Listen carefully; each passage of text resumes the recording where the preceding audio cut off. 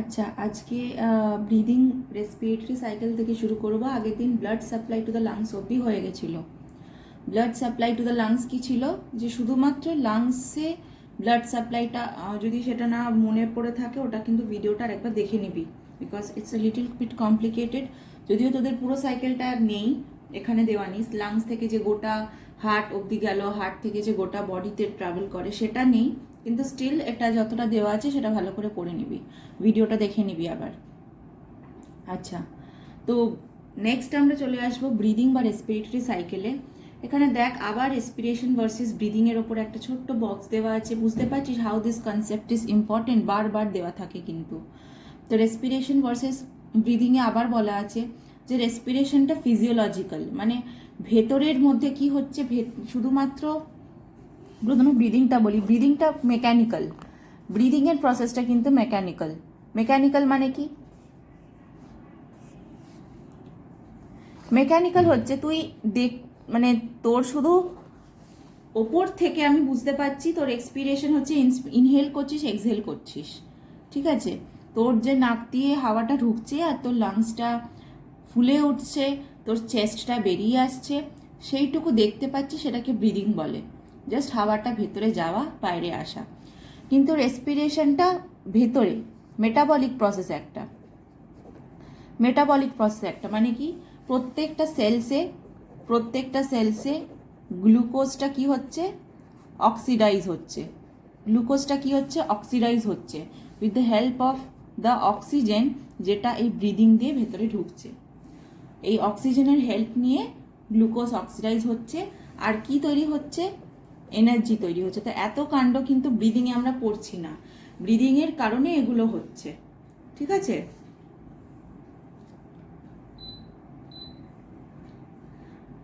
আচ্ছা, তো দেখ কি লেখা আছে রেসপিরেশন ভার্সেস ব্রিদিংয়ে। Respiration is a broader term which includes intake of air, oxygen তো নিচ্ছি, তার সাথে কি হচ্ছে, utilization in the body cells to produce energy প্রোডাকশনের জন্য প্রত্যেকটা সেলস সেটাকে ইউটিলাইজ করছে, ঠিক আছে? But breathing is simply a mechanical process. ব্রিদিংটা পুরোপুরি মেকানিক্যাল মানে কি, জাস্ট সুপারফিশিয়াল, ওপর অবধি কি হচ্ছে আমি বুঝতে পারছি, ভেতরে বডিতে কি হচ্ছে সেটা আমরা কনসিডার করছি না। তো breathing is simply a mechanical process of inhaling and exhaling the air. So respiration includes breathing but not vice versa, ঠিক আছে? তো রেসপিরেশনের মধ্যে এটাও ইনভলভড। রেসপিরেশন বলতে গেলে এই গোটা জিনিসটাকে রেসপিরেশন বলা হবে। ব্রিদিং থেকে শুরু করে তারপরের জিনিসগুলোকে সব মিলিয়ে রেসপিরেশন বলা হবে। কিন্তু ব্রিদিং শুধুমাত্র এইটুকু, শুধুমাত্র ইনহেলিং আর এক্সহেলিং, সেটা হচ্ছে শুধুমাত্র ব্রিদিং, ঠিক আছে?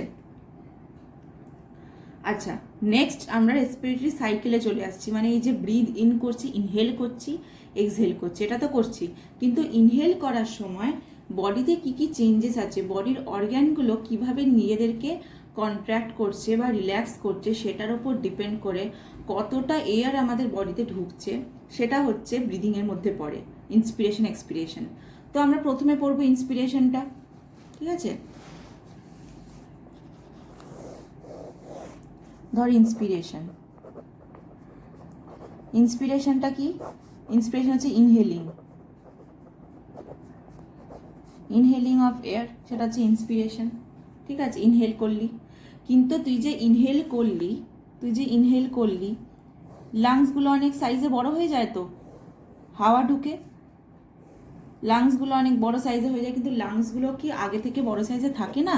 হ্যাঁ, আগে থেকেই বড় সাইজে থাকে, কিন্তু এরিয়াটা কি হয়, এরিয়াটা বাড়ানোর জন্য কে রেসপন্সিবল?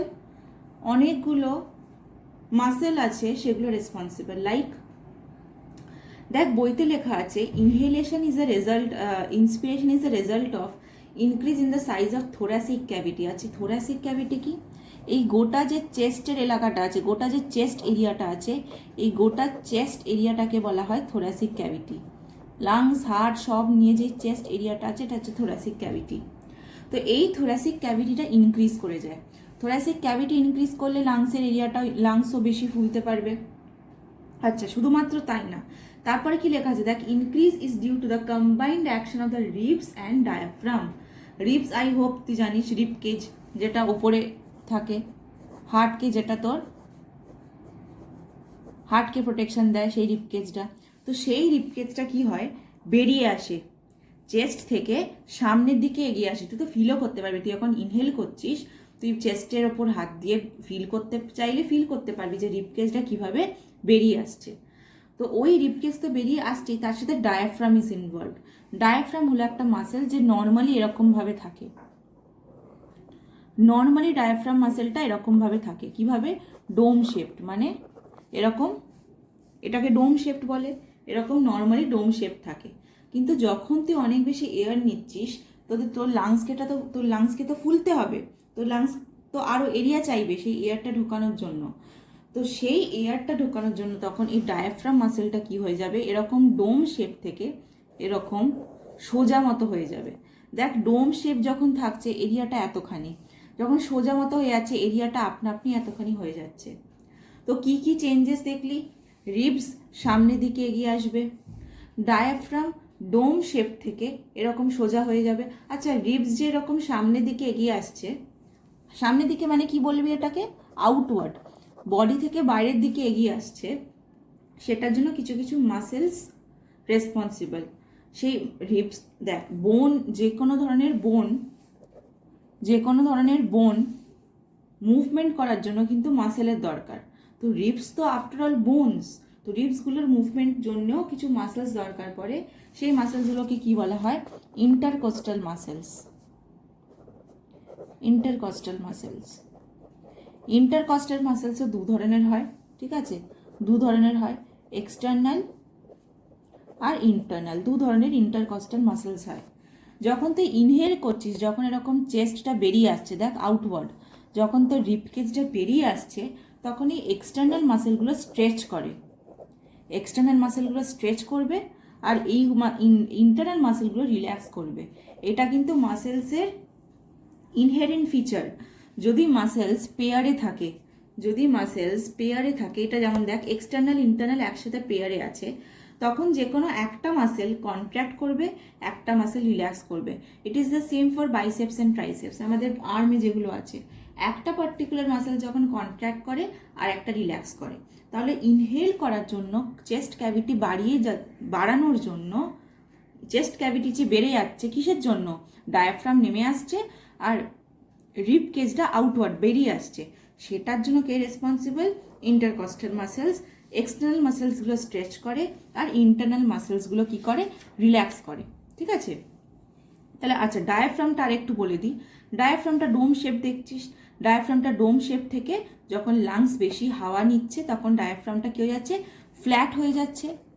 ডায়াফ্রামটা ডোম শেপ থেকে কি হয়ে যাচ্ছে, নিচের দিকে পড়ে যাচ্ছে আর ফ্ল্যাট হয়ে যাচ্ছে, হরাইজন্টাল হয়ে যাচ্ছে। কি বলবি, ফ্ল্যাট হয়ে যাচ্ছে বা হরাইজন্টাল হয়ে যাচ্ছে পুরোপুরি। যেই হরাইজন্টাল হয়ে যাচ্ছে, লাংসের লেন্থটা বেড়ে যাচ্ছে, তো মানে এরিয়ার লেন্থটা, এখানে লাংসের এরিয়ার লেন্থটা এতটা, এখানে লাংসের এরিয়ার লেন্থটা অনেকটা বেশি বেড়ে যাচ্ছে। তাহলে চেস্ট ক্যাভিটি, এই যে থোরাসিক ক্যাভিটি বা চেস্ট ক্যাভিটি মানে কি, কোনো ফাঁকা জায়গাকে ক্যাভিটি বলা হয়। তাহলে চেস্ট ক্যাভিটি বা থোরাসিক ক্যাভিটি অনেকটা বেড়ে যাচ্ছে। তাহলে লাংস যত বেড়ে যাবে তত তো লাংস হাওয়া ঢোকানোর জন্য বেশি জায়গা পাবে, ঠিক আছে।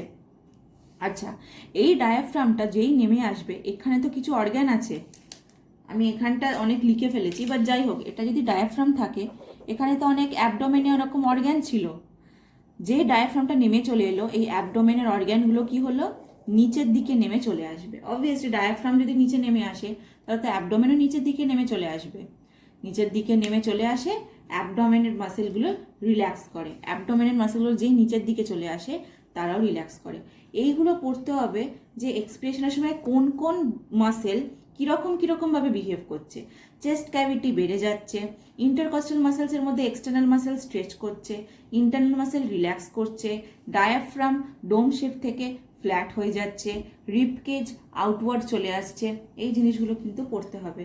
টেবিলও করা আছে, ঠিক আছে, দেখ একটা টেবিল করা আছে, আমার তো পেজ নাম্বার তোর সাথে মিলবে না, যেখানে ইনহেলেশন এক্সহেলেশন আলাদা করে দুটো হিউম্যান বডি আঁকা আছে, তার নিচে একটা টেবিল করা আছে ব্লু রঙের, টেবিলটার মাথায় লেখা আছে ব্রিদিং মুভমেন্ট ইন হিউম্যানস। এই টেবিলটা ভেরি ইম্পর্টেন্ট, যে ব্রিদিংয়ের সময় কোন মাসেলগুলো কিভাবে বিহেভ করছে, ঠিক আছে। আচ্ছা, এটা বুঝিয়ে তো দিলাম, I just go through this, একবার শুনে নে, ইন্সপিরেশনটা একবার শুনে নে।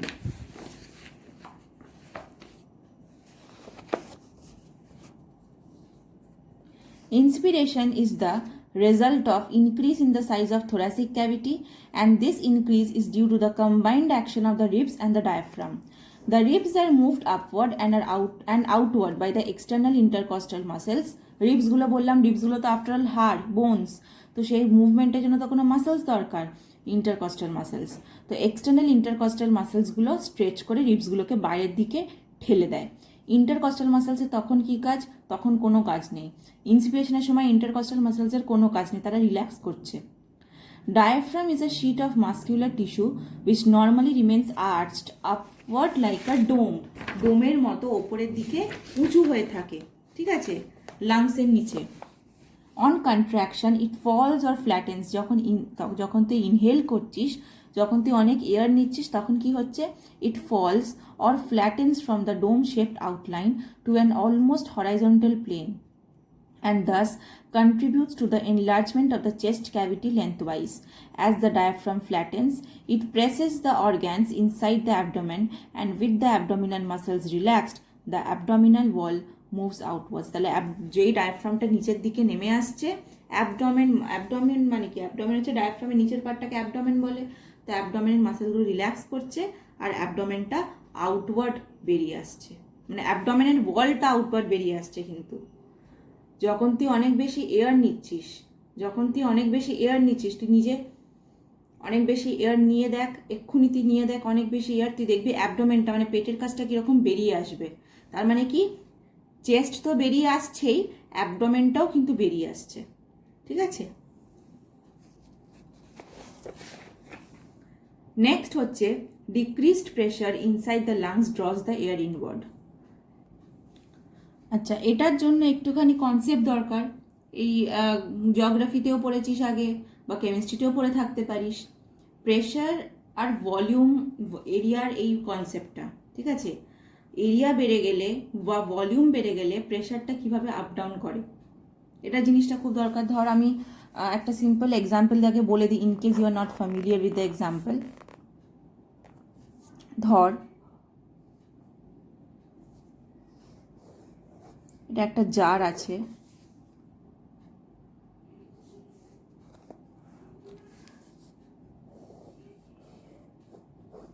এই জারটার মধ্যে অনেক এয়ার মলিকিউলস আছে। ধর আমি গুনে নিচ্ছি 1 2 3 4 5 6 7 8 9 10 11 12 13 14 15টা এয়ার মলিকিউলস আছে ফর এক্সাম্পল, ঠিক আছে। আমি এই এয়ারটাকে নিয়ে অনেক বেশি বড় জারে ধর ঢুকিয়ে দিলাম,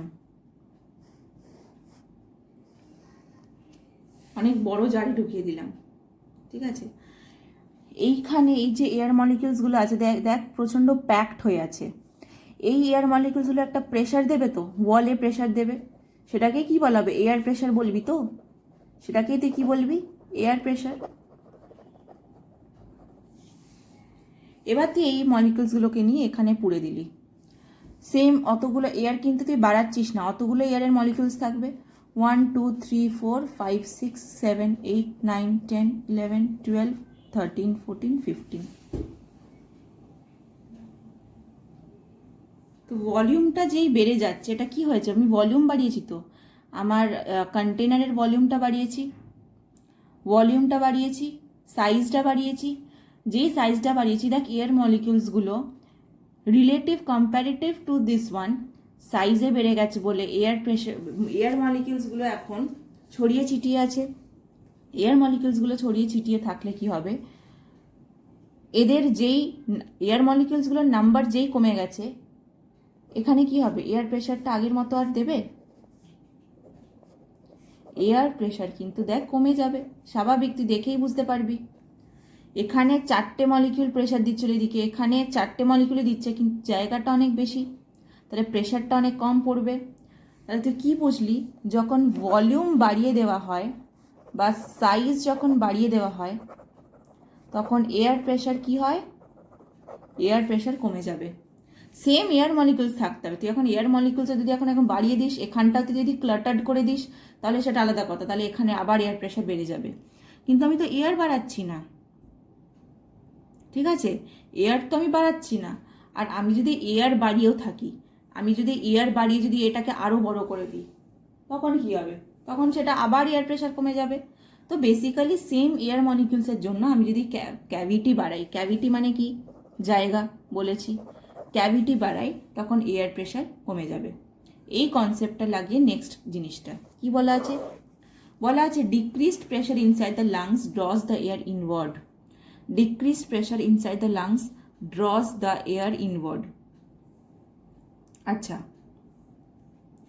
আমি যখন ইনহেল করতে চাইছি, আমি যখন ইনহেল মানে নিঃশ্বাস, যখন প্রচুর তুই এয়ার ঢোকাতে চাইছিস, তুই আপনি তোর থোরাসিক ক্যাভিটিটাকে বাইরে পুশ করে দিচ্ছিস।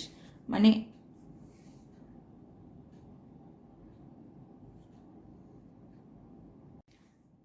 ধর আমার চেস্ট ক্যাভিটি, তো ধর চেস্ট ক্যাভিটিটা এরকম, ঠিক আছে? তুই এখন অনেক ইনহেল করতে চাইছিস, অনেক বেশি তুই এয়ার ঢোকাতে চাইছিস। তো অনেক বেশি এয়ার ঢোকাতে চাইলে কি হবে? তুই চেস্ট ক্যাভিটিটা কী হবে? এরকম ফুলে যাবে। ফুলে যাবে কেন? তুই এয়ার ঢোকাতে চাইছিস, সেই এয়ারটার জন্য তো জায়গা বানাতে হবে। সেই এয়ারটার জন্য জায়গা বানাতে হবে। তো সেই এয়ারটার জন্য জায়গা বানাতে চাইলে তো থোরাসিক ক্যাভিটিটা আপনি ফুলে উঠবে। এবার কথাটা বোঝ। ধর আমি খুব একটা রাফ স্কেচ দিয়ে বোঝাতে চাইব। এখানে ধর আমার থোরাসিক ক্যাভিটিটাতে এতটা জায়গা ছিল, যেই তুই ইনহেল করতে চাইলি তো থোরাসিক ক্যাভিটি আপনি বেড়ে গেল। তো থোরাসিক ক্যাভিটি এতখানি বেড়ে গেল। আমার যদি আগে থোরাসিক ক্যাভিটিতে 5টা মলিকিউল থাকে, এয়ার মলিকিউল, তো থোরাসিক ক্যাভিটি বাড়ার পরও আমার ধর 5টা মলিকিউলই আছে। কিন্তু কি হয়েছে? এয়ার প্রেশারটা কি মনে হচ্ছে তোর? যেই জায়গা বেড়ে গেছে ওই কটা মলিকিউলসের প্রেশারটা খুব কম মনে হবে। তো এয়ার প্রেশারটা কি হবে? এয়ার প্রেশারটা তুই কি বলবি? অনেক কমে গেছে। তুই এয়ার প্রেশারটা এবার কি বলবি? যেই জায়গা বেড়ে গেছে এয়ার প্রেশার কমে গেছে। আচ্ছা, এয়ার প্রেশার তো কমে গেছে, কিন্তু বাইরে কি আছে? আমাদের বডির বাইরে কি আছে? অ্যাটমসফেরিক প্রেশার তো আছেই। অ্যাটমসফেরিক প্রেশার আছে। অ্যাটমসফেরিক প্রেশার কি করতে চাইবে? অ্যাটমসফেরিক প্রেশার করতে চাইবে বাইরে থেকে এয়ার ঠেলে ঢোকানোর। কেন? দুটো প্রেশার তুই পাশাপাশি রেখেছিস। একটা প্রেশার যদি কম হয় আর একটা প্রেশার তো সেটাকে ঠেলে ঠুলে মানে ওটার ওপর তো ডমিনেট করতে চাইবেই। তো আমার ভেতরের যদি এই তো এয়ার প্রেশারটা কমে গেছে, বাইরের অ্যাটমসফেরিক প্রেশারটা এয়ারটাকে আমার নাক দিয়ে ঠেলে ঢোকাতে চাইবে। And this is how air enters. তাহলে এয়ারটা এন্টার করছে কেন আমাদের লাংসে? এয়ার এন্টার করছে বিকজ আমি যখন ইনহেল করতে চাইছি আমি আপনি থোরাসিক ক্যাভিটিটাকে বাড়িয়ে দিচ্ছি। আগে থোরাসিক ক্যাভিটি বাড়িয়ে দেওয়ার জন্য এয়ার মলিকিউলস যেহেতু একই আছে তখন অবধি এয়ার প্রেশারটা কমে যাচ্ছে। যেই এয়ার ইন্টারনাল, এটা কি বলবি তুই? কি ইন্টারনাল এয়ার প্রেশারটা কমে যাচ্ছে। যেই ইন্টারনাল এয়ার প্রেশারটা কমে যাচ্ছে, লাংসটা তো এক্সপ্যান্ডেড আছে, লাংসটা তো ফুলেই আছে, কারণ তুই থোরাসিক ক্যাভিটি বাড়িয়ে দিয়েছিস। থোরাসিক ক্যাভিটি তো বাড়িয়ে দিয়েছিস, লাংস এক্সপ্যান্ড করবে। আর লাংস এক্সপ্যান্ড করার সাথে সাথে প্রেশারটা বাইরের অ্যাটমসফেরিক প্রেশারের কম্প্যারিজনে কমে যাবে। এয়ার প্রেশারটা বাইরের অ্যাটমসফেরিক প্রেশারটা তো আর কমছে পারছে না। বাইরের অ্যাটমসফেরিক প্রেশার কিন্তু সেম থাকছে, 76 মিলিমিটার অফ মার্কারি। নিশ্চয়ই পড়েছিস, জিওগ্রাফি তো পড়েইছিস। তো এই comparative to the external atmospheric pressure আমাদের বডির ইন্টারনাল এয়ার প্রেশারটা কিন্তু কমে যাচ্ছে। যেই ইন্টারনাল এয়ার প্রেশার কমে যাচ্ছে, আউটসাইড প্রেশার যেই কম্প্যারেটিভলি বেড়ে যাচ্ছে, গ্রেটার প্রেশার আছে বলে ও কি করবে? প্রেশারটা ইকুয়াল করতে চাইবে। প্রেশার ইকুয়াল করার জন্য ও ঠেলে ঠুলে এয়ার ঢুকিয়ে দেবে। And that is how new air will enter the lungs. New air will enter the lungs. এবার দেখ বইটা দেখ কি লেখা আছে। Decrease pressure inside the lungs draws the air inward. কি করে হচ্ছে? When the thoracic cavity increases in size, its internal pressure is decreased. The lungs expand, and as a result, the pressure inside the lungs is lowered below the atmospheric pressure. The outside air, which is at a greater pressure, rushes in to equalize the pressure. ঠিক আছে, এটাই বোঝালাম। এবার আমরা চলে যাবো এক্সপিরেশনে। Inspiration হলো, ইন্সপিরেশনে কি হলো বুঝলি, ডায়াফ্রামটা ডোম শেপ থাকে, সেখান থেকে নেমে আসে, থোরাসিক ক্যাভিটি বেড়ে যায়, রিবসগুলো বাইরের দিকে বেরিয়ে চলে, দেখ এটা এখানটা রিবস ছিল, রিবসগুলো বাইরের দিকে বেরিয়ে চলে আসবে with the help of external intercostal muscles. ইন্টারনালটা খুব একটা তখন কাজ করে না, ইন্টারনাল ইন্টারকস্টাল মাসেলসগুলো তখন রিল্যাক্স করে, ঠিক আছে। তাহলে তখন যদি ইন্টারনাল ইন্টারকস্টাল মাসেলস রিল্যাক্স করে, কি মনে হয় এখন এক্সটার্নাল ইন্টারকস্টাল মাসেলসগুলো রিল্যাক্স করবে, ইন্টারনালগুলো কাজ করবে, কাজ করে রিবসগুলোকে আবার ঠেলে ঢুকিয়ে দেবে। আচ্ছা সেটাতে আমরা যাব, আগে ঠিকঠাক এক্সপিরেশনে যাই। তাহলে মুভ অন করছি আমরা কিসে, এক্সপিরেশনে, থাক এক্সপিরেশনে মুভ অন করছি। এক্সপিরেশনে ঠিক উল্টো জিনিসটাই হবে, কি হবে, ঠিক উল্টো জিনিসটা হবে। ধর তোর লাংস ডায়াফ্রামটা এরকম ফ্ল্যাট হয়ে গেছিলো, ইন্সপিরেশনে, এটা ইন্সপিরেশনে ডায়াফ্রামটা এরকম ফ্ল্যাট হয়ে গেছিলো, তাহলে আবার কি হবে, আবার ডায়াফ্রামটা এরকম ডোম শেপড হয়ে যাবে, আবার ডায়াফ্রামটা এরকম ডোম শেপড হয়ে উঠে যাবে। তাহলে ইন্সপিরেশনে ফ্ল্যাট হয়ে গেছিলো ডায়াফ্রামটা, আবার এরকম উঠে যাবে।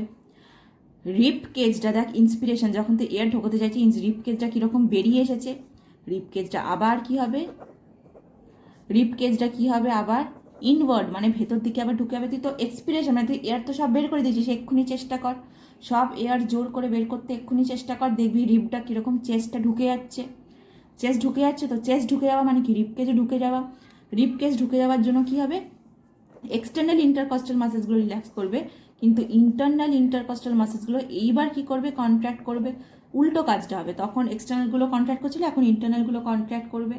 আচ্ছা তখন এই অ্যাবডোমেনটার নিচে, অ্যাবডোমেনগুলো এই ডায়াফ্রামের নিচে অ্যাবডোমেন মাসেলসগুলো বাইরের দিকে বেরিয়ে আসছিল। ইন্সপায়ার করে দেখ, ইনহেল করে দেখ, অ্যাবডোমেনটা, পেটটা বাইরের দিকে বেরিয়ে আসবে। এবার তুই এক্সপিরেশন মানে হাওয়া বের করতে চেষ্টা কর, দেখবি অ্যাবডোমেনটাও ভেতরের দিকে ঢুকে যাবে, পেটটা ভেতরের দিকে ঢুকে যাচ্ছে, তাহলে কি হবে, অ্যাবডোমেনটাও কি হবে, ইনওয়ার্ড ঢুকে যাবে, অ্যাবডোমেনটাও কি হবে, ইনওয়ার্ড ঢুকে যাবে, ঠিক আছে।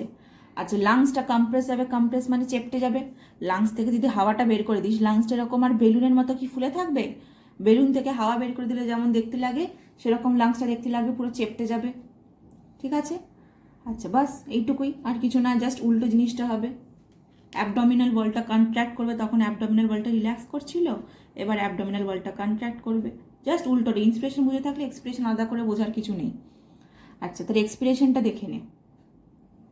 Expiration or exhalation is the result of reverse movements of the ribs and diaphragm.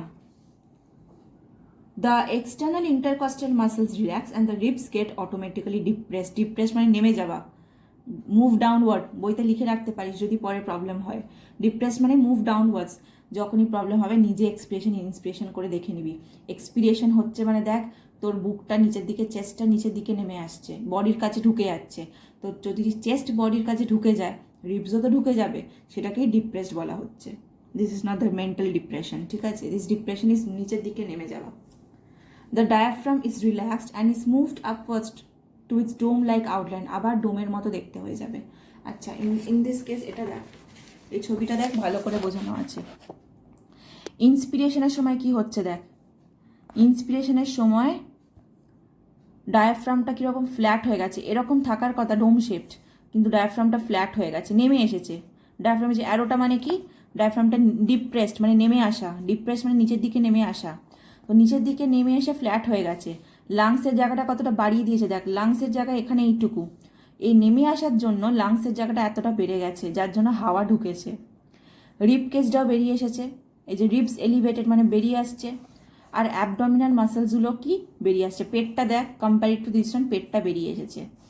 এক্সপ্রেশনের সময় হাওয়া তুই সব বের করে দিচ্ছিস, রিবসটা ডিপ্রেসড হয়ে যাচ্ছে মানে রিবস ঢুকে যাচ্ছে, আবার ডোম শেপড হয়ে যাচ্ছে, যার জন্য লাংসের জায়গাটাও ছোট হয়ে যাচ্ছে, অ্যাবডোমেন আবার উপরে চলে আসছে। ডায়াফ্রামটা উপরে আসার জন্য অ্যাবডোমেনটাও উপরের দিকে মুভ করছে আর কন্ট্র্যাক্ট করছে, ঠিক আছে। ছবিটা ভালো দেওয়া আছে, ছবিটা ইউ ক্যান রেফার। আচ্ছা আচ্ছা এক্সপ্রেশন তাহলে দেখে না। The diaphragm is relaxed and is moved upwards to its dome like outline as a result of the pressure of the abdominal contents when the muscles in the abdominal wall contract As a consequence of the above mentioned movements of ribs and diaphragm, the cavity of the thorax is diminished. তুই যদি air সব বের করে this আর এত জায়গা নিয়ে কি হবে, ক্যাভিটিটা ছোট হয়ে যায়। The cavity of the thorax is diminished and the lungs are compressed, forcing the air out into the atmosphere. তাহলে লাংস কম্প্রেসড কেন, লাংসটা এরকম চেপটে যাবে, লাংসটা এরকম চেপটে যাবে যাতে এয়ারটা সব অ্যাটমসফিয়ারে তোর নাক দিয়ে বেরিয়ে চলে যায়। When we breathe out forcibly or naturally as it happens during intense physical exercise, normal breathing না, বলছে যখন এক্সারসাইজের সময় যখন জোর জবরদস্তি তুমি অনেক এয়ার নাও আর অনেক এয়ার ঢোকাও, তখন internal intercostal muscles also contract. ঠিক আছে, ইন্সপিরেশনের সময়, ইনহেলেশনের সময় পাতাটা উল্টে দেখ, এক্সটার্নাল মাসেলসগুলো কন্ট্র্যাক্ট করছিল, ইন্টারনালগুলো রিল্যাক্স করছিল। কিন্তু বলছে যদি তুমি ইন্টেন্স ফিজিক্যাল এক্সারসাইজের সময় জোর জবরদস্তি তুমি ব্রিথ করো, সরি এটা ইন্সপিরেশনের সময় না, এক্সপ্রেশনের সময় ভাব, এক্সপ্রেশনের সময় মানে যখন তুই এয়ার বের করে দিচ্ছিস, এয়ার বের করে দেওয়ার সময় কি হচ্ছে, এয়ার বের করে দেওয়ার সময় কি হচ্ছে, ভালো করে দেখ, এয়ার বের করে দেওয়ার সময় কি হচ্ছে, এক্সটার্নালগুলো রিল্যাক্স করছে, ইন্টারনালগুলো কন্ট্র্যাক্ট করছে। ঠিক আছে, তো ইন্টারনাল মাসেলসগুলো আবার আরও বেশি কন্ট্র্যাক্ট করে সব এয়ার বের করে দেওয়ার জন্য। তুই যখন জোর জবরদস্তি ব্রিথ করছিস ফিজিক্যাল এক্সারসাইজের সময়, ইন্টারনাল মাসেলসগুলো কন্ট্র্যাক্ট করে আরও বেশি এয়ার বের করতে হেল্প করে। মানে যখন তুই ফোর্সিবলি ইন্সপিরেশন করছিস বা এক্সপিরেশন করছিস, একটা মাসেল না আর একটা মাসেলও এক্সটার্নাল বা internal whatever it is, আর একটা মাসেলও তখন কাজ করা শুরু করে দেয়। বিকজ এতটাই ফাস্ট ব্রিদিং হয় তোর, আর এতটাই তোকে জোর করে তুই এয়ারটা বের করতে চাস আর জোর করে এয়ার নিতে চাস, তখন দুটো মাসেল কাজ করতে, একসাথে কাজ করতে বাধ্য হয়ে যায়। ঠিক আছে, আচ্ছা, সো এইটুকু হয়ে গেল control of breathing movements. Next চলে আসছি কন্ট্রোল অফ ব্রিদিং মুভমেন্টস। ঠিক আছে, কন্ট্রোল অফ ব্রিদিং মুভমেন্ট মানে আমরা যে ব্রিথ করছি, আমাদের লাংসটা যে আপওয়ার্ড যাচ্ছে, ইনওয়ার্ড যাচ্ছে, রিপকেজ আপওয়ার্ড ইনওয়ার্ড এত কিছু হচ্ছে, তো এই কন্ট্রোলটা, এই লাংসটা কাজ করছে, লাংস ইজ লাইক, লাংসকে কাজ করতে বলা হয়েছে, রেসপায়ার মানে এয়ারটাকে নিতে বলা হয়েছে, ভেতরে বাইরে ফেলতে বলা হয়েছে, লাংস কাজ করে যাচ্ছে। কিন্তু who is directing it, K direction দিচ্ছে বা who is responsible for ordering the lungs to keep on doing this, সেটা হচ্ছে ব্রেন। ব্রেনও না, ব্রেনের একটা পার্টিকুলার জায়গা আছে, এটাকে মেডিউলা অবলঙ্গাটা বলে। ব্রেনের একটা পার্টিকুলার জায়গা আছে, এটাকে মেডিউলা অবলঙ্গাটা বলা হয়। এই মেডিউলা অবলঙ্গাটা রেসপন্সিবল। ঠিক আছে, মেডুলা অবলঙ্গাটা রেসপন্সিবল কেন, মেডুলা অবলঙ্গাটা কিভাবে রেসপন্সিবল, আমাদের ব্লাডে বেশি কার্বন ডাইঅক্সাইড টক্সিক, তো কার্বন ডাইঅক্সাইড আমি যখন এয়ার নিচ্ছি, আমি তো অক্সিজেনও নিচ্ছি, কার্বন ডাইঅক্সাইডও নিচ্ছি, তো আমার হেমোগ্লোবিন, রেড ব্লাড সেলের যে হেমোগ্লোবিনটা আছে সে অক্সিজেনটা নিয়ে চলে যাচ্ছে, ঠিক কি না? কিন্তু আমার গোটা শরীরে যা যা কার্বন ডাইঅক্সাইড প্রডিউস হচ্ছে, সেই কার্বন ডাইঅক্সাইডকে ও আবার মাথায় করে নিয়ে এসে লাংস অব্দি নিয়ে আসছে হেমোগ্লোবিনটা, যাতে বের করে দেওয়া যায় লাংস থেকে। কেন? বিকজ কার্বন ডাইঅক্সাইড এরকমভাবে জমতে থাকলে it's not good for our body, toxic হয়ে যাবে। ঠিক আছে, তো কার্বন ডাইঅক্সাইড খুব একটা ভালো না আমাদের বডির জন্য। হালকা তো থাকবেই, কেন থাকে, কারণ ওটা প্রডিউস করি আমরা, তো যতটা প্রডিউস করি সেগুলো বের করে দিতে হবে। বিকজ কার্বন ডাইঅক্সাইড আমাদের কোনো কাজের সেভাবে নয়, কোনো কাজেই নয়, সেভাবে না, কোনো কাজেই নয়। কার্বন কাজের, যেটা আমরা খাবার দিয়ে নিচ্ছি, C6H12O6, 6টা কার্বন আছে, দ্যাট ইজ কাজের, কিন্তু কার্বন ডাইঅক্সাইড কোনো কাজের নয়। এবার ব্লাডে যখনই আমাদের কার্বন ডাইঅক্সাইডটা বেড়ে যায়, মেডুলা অবলঙ্গাটাটা তখন জেগে ওঠে। মেডুলা অবলঙ্গাটা ভাবে, এটাকে থ্রেট হিসাবে নেয়, মেডুলা অবলঙ্গাটা থ্রেট হিসাবে নেয়। যখনই কার্বন ডাইঅক্সাইডটা বেড়ে যায়, ও সেন্স করতে পারে, যেই ও সেন্স করতে পারে, ও কি করবে, লাংসকে কি অর্ডার দেবে, তাড়াতাড়ি ব্রিথ করো, আরও ফাস্ট ব্রিথ করো। কেন? কার্বন ডাইঅক্সাইড বেড়ে যাচ্ছে, বডিতে অক্সিজেন কমে যাচ্ছে, আরও তাড়াতাড়ি ব্রিথ করে অক্সিজেন নাও। ও লাংসকে এরকমভাবে অর্ডার করে, মানে মুখে বলে অবভিয়াসলি অর্ডার করে না, ও এমন কোনো নার্ভাস এমন কোনো স্টিমুলেশন পাঠায় লাংসের দিকে, যে বেশি বেশি ব্রিথ করতে তুই শুরু করে দিস। যত বেশি ব্রিথ করবি, তত বেশি তুই অক্সিজেন ঢোকাতে পারবি, আর তত বেশি তুই কার্বন ডাইঅক্সাইড বের করতে পারবি। ঠিক আছে, জেনারেলি তুই কি ভেবে চিনতে ব্রিথ করিস? তুই ভেবে চিনতে ব্রিথ করিস না, তুই এটা ইনভলিন্টারি অ্যাকশন। ইনভলিন্টারি মানে কি? তোর উইলের ওপর না, তোর কন্ট্রোলে নেই, ও আপনা আপনি হতে থাকছে, তোকে ভাবতে হচ্ছে না। কিন্তু তুই যদি চাস তুই কনসিয়াসলি সেটাকে বাড়াতে পারিস, কমাতে পারিস। আমি যখন যদি এখন নিজের ইচ্ছে মতো ব্রিথ করতে চাই, which is actually called what, meditation.